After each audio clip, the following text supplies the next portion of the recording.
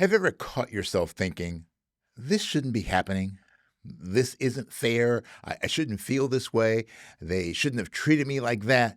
I shouldn't have gotten sick. I shouldn't have made that mistake. Well, if we're honest, we've all had those thoughts. But here's the question I'd like you to consider today. What if some of our greatest suffering doesn't come from what happened? What if it comes from continuing to argue with the fact that it happened? Now, just think about that. Because here's something I've learned over the years. Reality never loses the argument. It doesn't matter how much we wish something hadn't happened, it happened. Now, that doesn't mean we have to like it. It doesn't mean we have to approve of it. And it certainly doesn't mean we stop trying to improve it. But until we accept reality, we can't respond to it wisely. So today we're talking about one of the most misunderstood ideas in personal growth: acceptance. Not as giving up, not as settling, but as the first step towards creating meaningful change. Welcome to the Personal Mastery and Growth Podcast, where we explore the keys to unlocking your full potential and living your best life. I'm your host, Jose Johnson. Whether you're looking to make a breakthrough, overcome a challenge, or simply live with greater clarity, joy, and purpose, you'll find the tools and inspirations you need right here. So let's start your journey towards personal mastery and growth right now.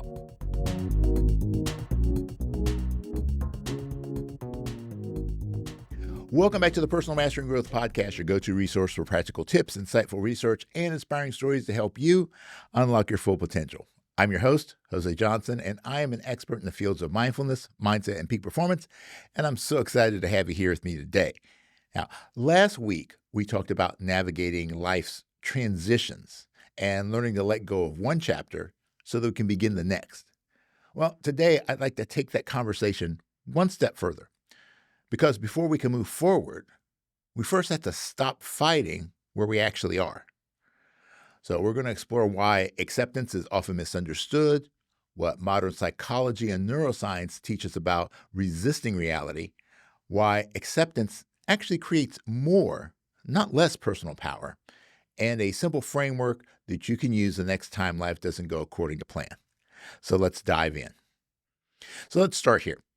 When people hear the word acceptance, they often assume it means giving up. If I accept this, I'm saying it's okay, I'm settling, I'm surrendering. But that is not acceptance. Acceptance is much simpler than that. Acceptance is simply acknowledging reality as it exists in this moment. And that's all. Now, so imagine you're driving across the state using your GPS. You accidentally make a wrong turn. Now, imagine arguing with your GPS. No. What do you mean? I'm not here. I already should be 20 minutes from the road. Look, the GPS doesn't judge you. It doesn't criticize you.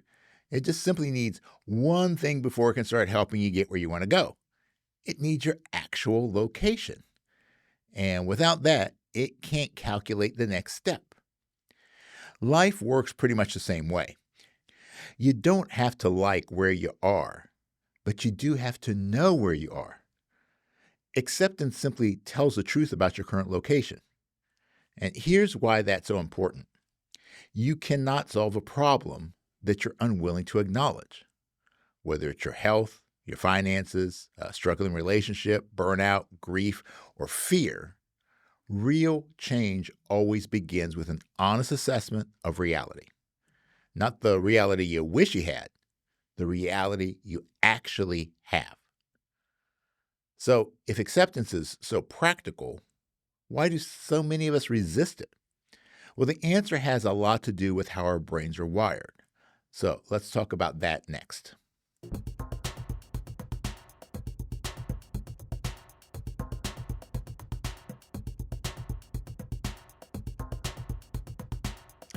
So if acceptance is simply acknowledging reality, why is that so difficult? Well, the answer lies in how our brains are designed. One of the brain's primary responsibilities is prediction. Long before you're consciously aware of it, your brain is constantly asking questions like, what's going to happen next? Is this safe? Have I experienced this before? Now, that's one of the reasons routines feel so comfortable. Your brain already knows what to expect. It doesn't have to work very hard. But then something unexpected happens. You lose your job, a relationship ends, you receive a difficult diagnosis, someone disappoints you, or life simply doesn't unfold the way that you had planned. Now, suddenly, your brain is faced with something it didn't predict, and that is uncomfortable. Now, here's where it gets interesting, though. Your brain doesn't just notice the mismatch, it starts trying to fix it. It begins replaying the event over and over, asking, why did this happen? This shouldn't have happened. What if I had done something differently? If only does that sound familiar? Most of us have had those conversations, not with another person, but with ourselves. The problem is, those questions usually don't move us forward. They keep us mentally trapped in yesterday. Now, one of the things that researchers have discovered is that our brains are wired to search for explanations. And that's incredibly helpful when there's a problem we can actually solve. But when we're trying to solve something that's already happened, we often end up ruminating instead. See, rumination is kind of like a rocking chair. It gives you something to do, but it doesn't take you anywhere. Right? Think about that for a moment. There's a big difference between reflection and rumination. Reflection asks, what can I learn from this? Rumination asks, why did this happen to me? The reflection creates insight. Rumination creates exhaustion. One moves you towards the future. The other keeps pulling you back into the past. And here's what I find fascinating. Many times we believe we're holding on to the past because we haven't accepted what happened. But often we're holding on to the past because part of us believes that if we think about it long enough, we'll somehow change it. But we won't. Reality doesn't change because we argue with it. Reality changes when we change how we respond to it. And that's why acceptance is so powerful. Acceptance isn't about pretending the pain doesn't exist. It's about stopping the argument that's preventing you from healing. Now, before we go any further, I want to clear up one more misunderstanding. Because when I tell people to accept reality, many assume I'm telling them to stop trying. But nothing could be further from the truth. So let's talk about that next.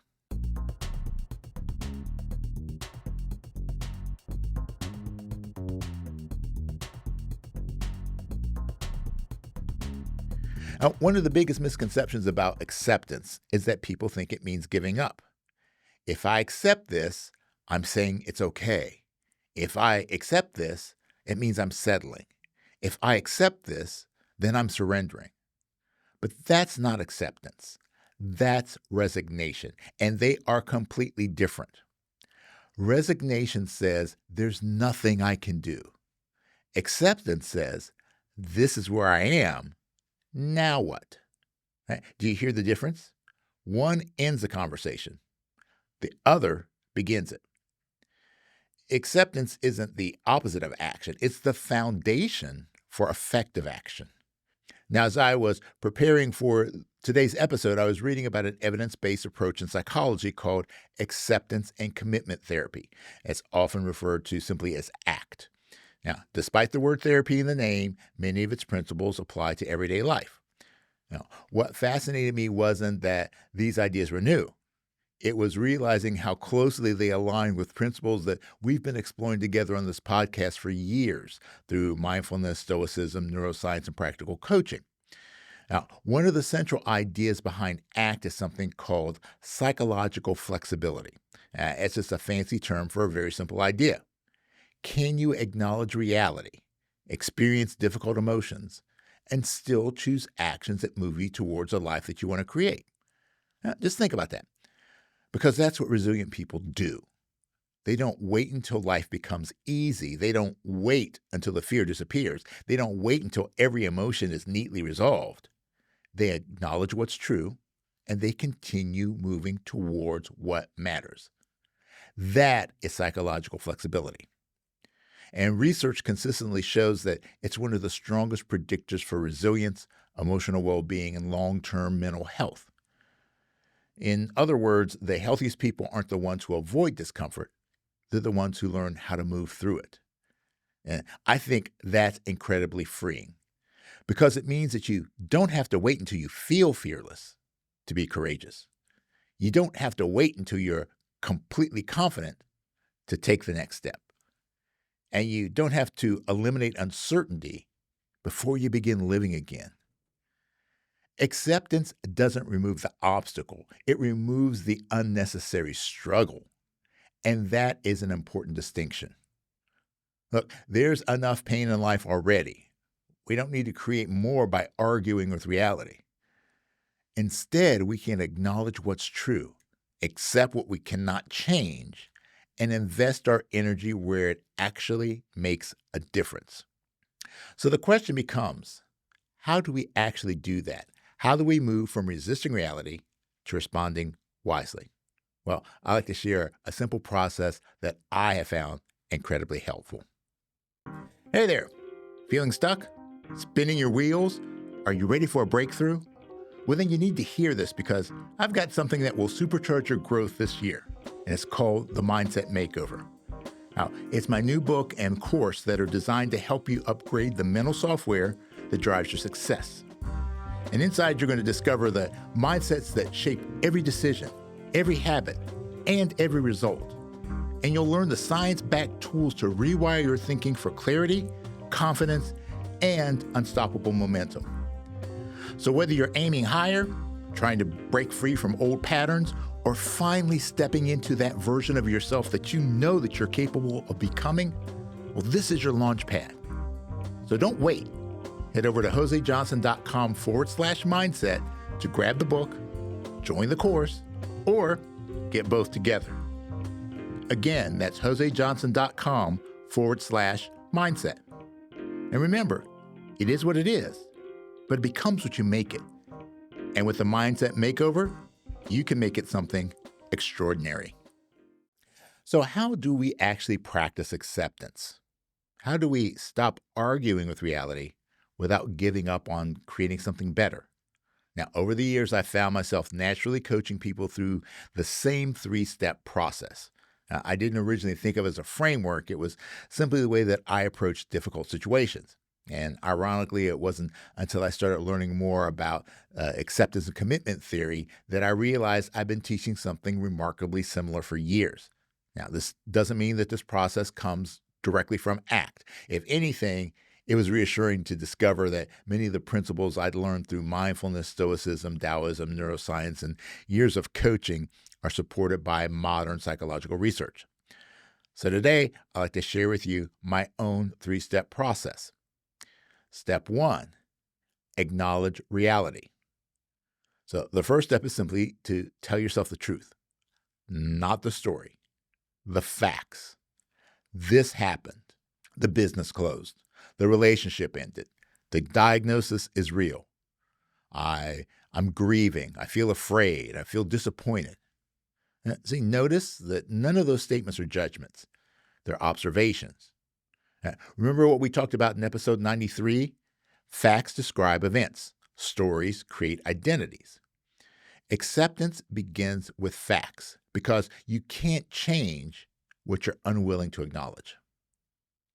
Step 2, choose your response.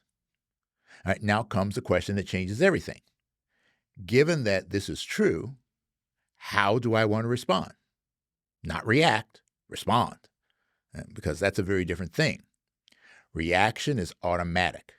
Response is intentional. Reactions come from our emotions. Responses come from our wisdom. And this is where you reclaim your power. Because while you don't always control what happens, you can always influence what happens next. Because that's where your freedom lives. Not in the circumstances, but in the response. And step 3, take one intentional step. Do something. Not everything, just something. One phone call, one difficult conversation, one walk, one page, one application, one apology, one deep breath, one intentional action. Because action creates movement. Movement creates momentum, and momentum creates hope. Remember we talked about just a few weeks ago? Big transformations rarely begin with big actions. They begin with small actions that are repeated consistently. And that's especially true during life's biggest challenges. All right, now let me show you how simple this really is.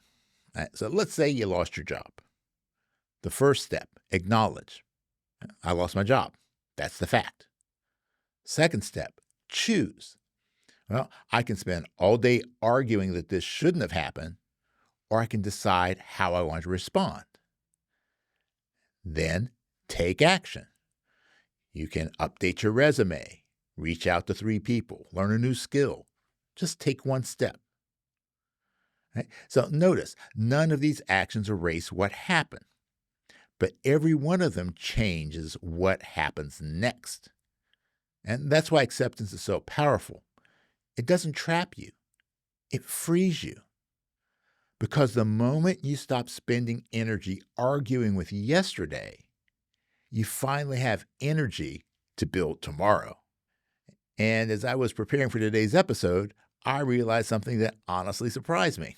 And it's about my own personal motto, one that many of you have heard me say at the end of every single episode. And I'd like to share that insight with you as we wrap up today.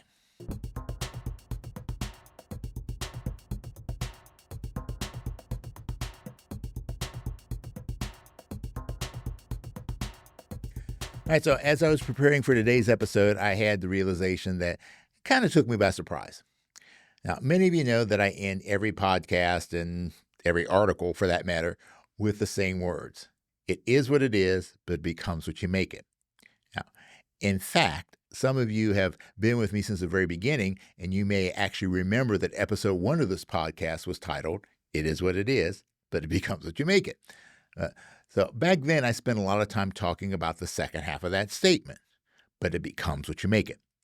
That's about choice, responsibility, action, hope. And I still believe that those things are incredibly important. But after everything that we've explored together over the past 93 episodes, I've come to appreciate something that I don't think I fully understood back then. The first half may actually be the key that unlocks the second. Now, just think about it. If I refuse to acknowledge reality, how can I possibly respond wisely to it? If I spend all of my energy wishing things were different, I'm left with very little energy to actually make them different. Now, that's why the first half matters so much. It is what it is. Not because we like it, not because we approve of it, not because we've given up, but because that's where change begins.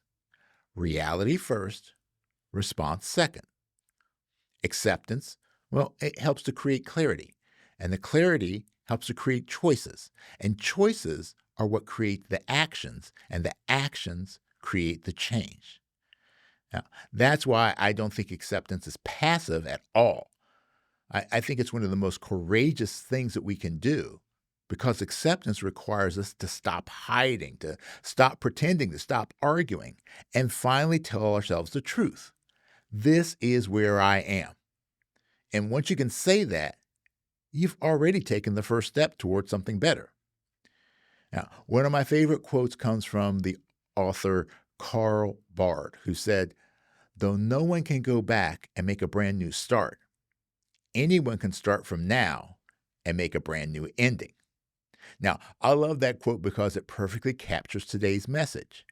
You cannot rewrite yesterday, but you absolutely have the power to influence tomorrow. And maybe that's the deeper meaning behind my motto. It is what it is. That is acceptance. But it becomes what you make it. That's responsibility. Now, those two ideas aren't competing with each other. They're partners. One grounds us in reality. The other reminds us that reality doesn't get the final word. Our choices do. So this week, I'd like to challenge you to practice that way of thinking, not in theory, but in real life. So let's turn that into this week's challenge. So this week, I want you to become aware of one simple word. Should. Pay attention every time you catch yourself saying things like, this shouldn't be happening. I shouldn't be feeling this way. They shouldn't have done that. I should already be over this. Life should be easier. And when you notice yourself using that word, don't judge yourself. Just pause, take a breath, and ask yourself 3 questions. First, what is actually true right now? Not the story, not the interpretation, just the facts. Second, what part of this is within my control? Because if it's outside of your control, arguing with it won't change it. But if there is something that you can influence, that's where your energy belongs. And finally, what's one intentional step that I can take today? Not tomorrow, not someday, today. Remember, acceptance doesn't mean doing nothing. It means seeing things clearly so that we can act wisely. So try that this week, and I think you'll be surprised at how often we waste energy arguing with reality instead of creating a better response. And so today we've explored one of the most misunderstood ideas in personal growth, acceptance. We learned that acceptance isn't approval, it isn't resignation, and it certainly isn't giving up. Acceptance is simply acknowledging reality so you can respond to it wisely. We talked about why our brains naturally resist uncertainty, why rumination keeps us mentally stuck in the past, and why psychological flexibility is one of the greatest predictors of resilience. And maybe most importantly, we discovered that acceptance isn't the opposite of action. It's what makes effective action possible. You know, as I reflect back on today's conversation, I realized something. For nearly 2 years, I've ended every episode of this podcast with the same words. Some of you have probably heard me say them hundreds of times, but my hope is that after today, they carry a little more meaning. Because when I say it is what it is, I'm not telling you to settle. I'm not telling you to give up. I'm reminding you to begin with reality, to tell yourself the truth, to acknowledge where you are, because that's the only place from which real change can begin. And when I say, but it becomes what you make it, I'm reminding you that your story isn't over. You may not get to choose every circumstance, but you always have a voice in what happens next. And that's where hope lives. That's where resilience lives. That's where growth lives. So wherever you find yourself today, whether you're celebrating a victory or walking through a difficult season or standing at the beginning of a brand new chapter, start with reality. Then choose your response. Take one intentional step and trust that small, consistent actions have the power to create extraordinary change over time. Now, if today's episode resonated with you, I encourage you to share it with someone who may be struggling to accept a difficult situation or navigate an unexpected challenge. As you never know when one conversation can help someone stop fighting reality and start building a better future. And if you're enjoying the podcast, I'd also appreciate it if you leave a rating or a review. It helps more people discover the show and become part of our growing personal mastery and growth community. And if you'd like to continue exploring today's topic, be sure to visit the Mindset Lab on Substack. This week's companion article, weekly challenge, and practical exercises will help you put today's ideas into action and continue building the skills of resilience, acceptance, and intentional living. So until next time, remember, it is what it is, but it becomes what you make it. So make it great. Thanks for tuning in. Before we wrap up, I just want to remind you that the information shared in this podcast is for educational and informational purposes only. It is not intended as a substitute for professional advice or treatment. While the content of this podcast is based on research and personal experience, everyone's situation is unique, and the advice given may not be applicable to all. Always consult a qualified professional before making significant changes in your life. The Personal Mastery and Growth podcast is recorded at the So Good Media Studios, located in the Candy Factory, a co-working space in Lancaster, Pennsylvania.